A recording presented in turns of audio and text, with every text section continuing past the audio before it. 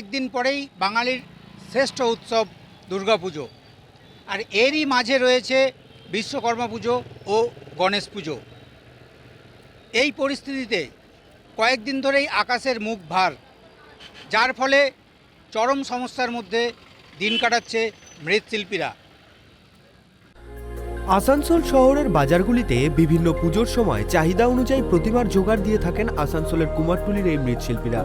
আর কয়েকদিন পরেই বাঙালির শ্রেষ্ঠ উৎসব দুর্গাপুজো, তার আগে রয়েছে গণেশ পুজো ও বিশ্বকর্মা পুজো। তাই বাজারের চাহিদা মেনে আসানসোলের মহিশিলা কলোনিতে কুমোরটুলির মৃৎশিল্পীদের ব্যস্ততা এখন চরমে। যদিও তাদের প্রতিমা তৈরি ও তুলির টানে প্রতিবন্ধকতা শুরু করেছে আবহাওয়া।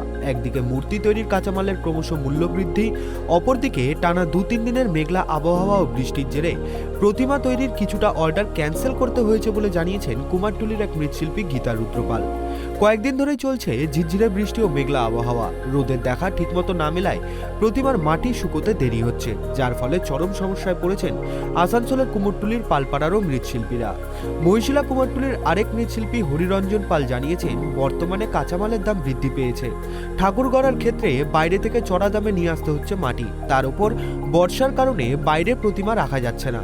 মতো অবস্থায় প্রতিমা তৈরির ক্ষেত্রে চরম সমস্যার সম্মুখীন হচ্ছেন মৃৎশিল্পীরা।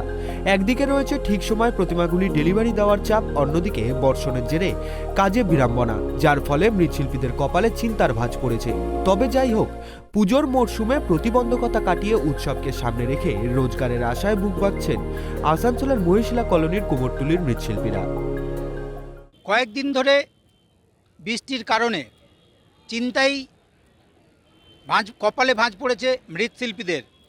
আসানসোলের কুমোরটুলি মহিশিলা কলোনিতে ঘুরে এমনটাই কথা বলে বোঝা গেল এখানকার মৃৎশিল্পীদের সঙ্গে। আসানসোল থেকে আকাশ খান, ট্রাইব টিভি।